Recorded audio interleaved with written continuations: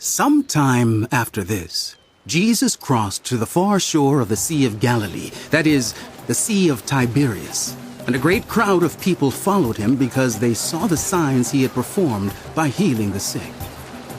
Then Jesus went up on a mountainside and sat down with his disciples. The Jewish Passover festival was near, and when Jesus looked up and saw a great crowd coming toward him, he said to Philip, "Where shall we buy bread for these people to eat?" He asked this only to test him, for he already had in mind what he was going to do. Philip answered him, "It would take almost a year's wages to buy enough bread for each one to have a bite."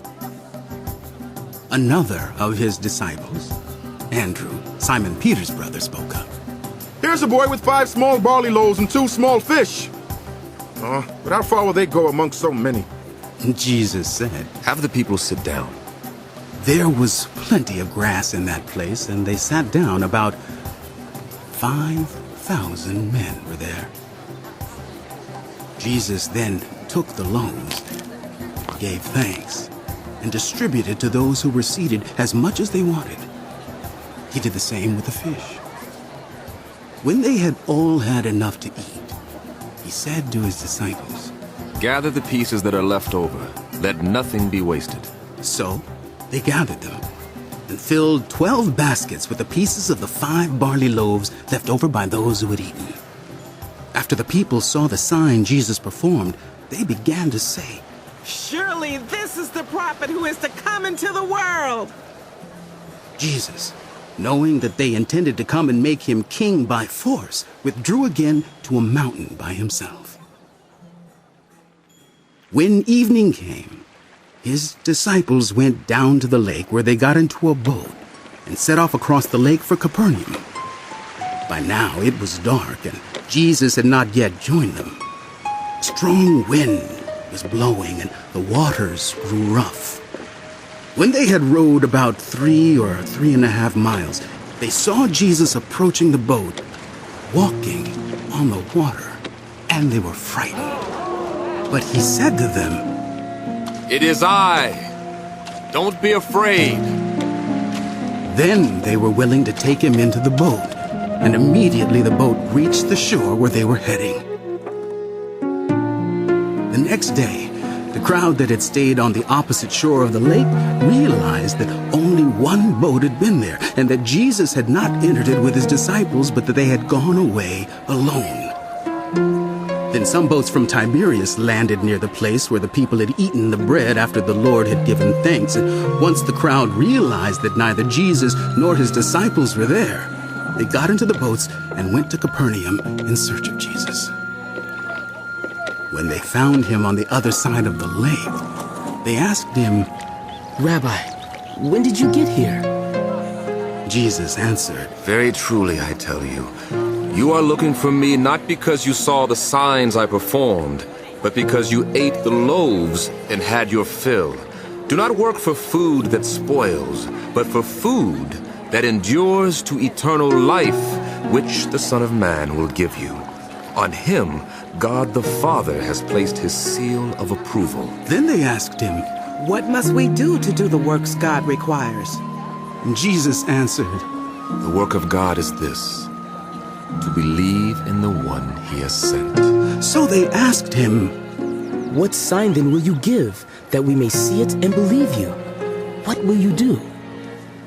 "Our ancestors ate the manna in the wilderness, as it is written. He gave them bread from heaven to eat."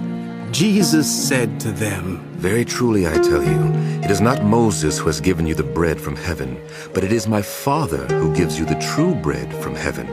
For the bread of God is the bread that comes down from heaven and gives life to the world. "Sir, they said. always give us this bread." Then Jesus declared, I am the bread of life. Whoever comes to me will never go hungry, and whoever believes in me will never be thirsty. But, as I told you, you have seen me, and still you do not believe. All whom the Father gives me will come to me, and whoever comes to me I will never drive away. For I have come down from heaven, not to do my will, but to do the will of him who sent me.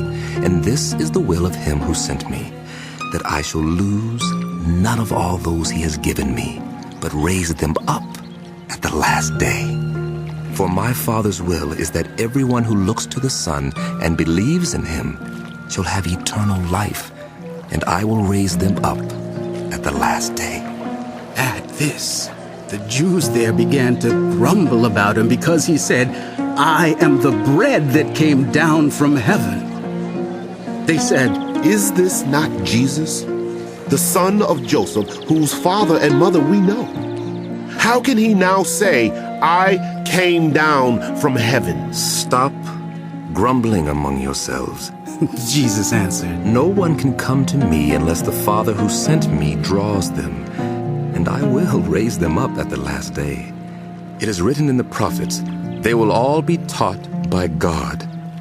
Everyone who has heard the Father and learned from him comes to me.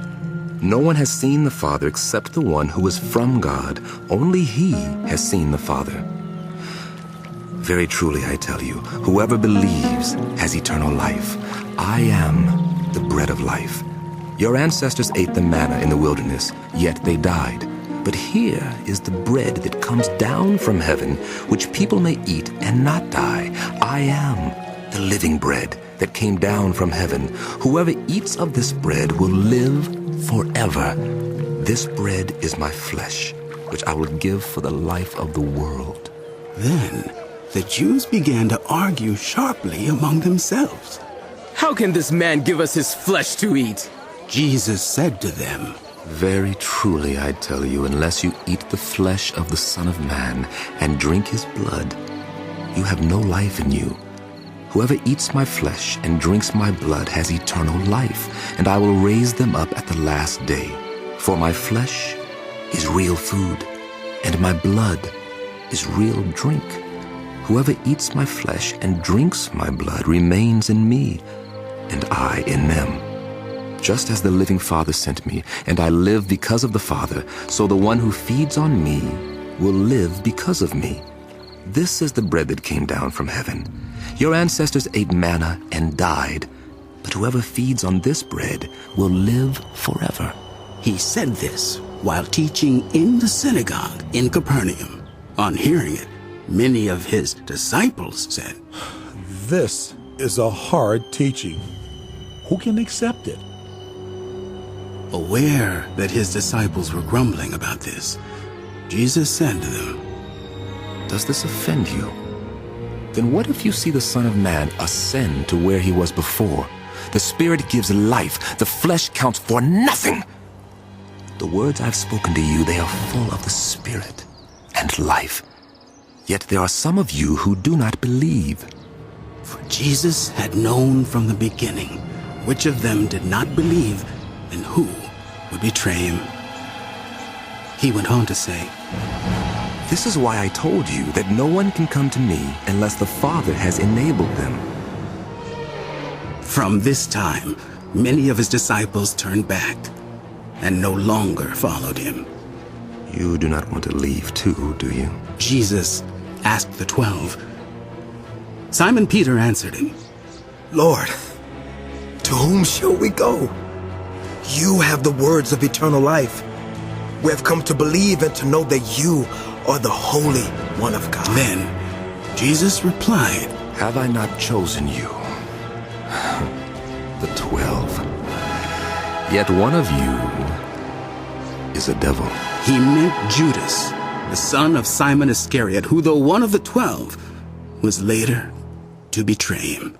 After this, Jesus went around in Galilee,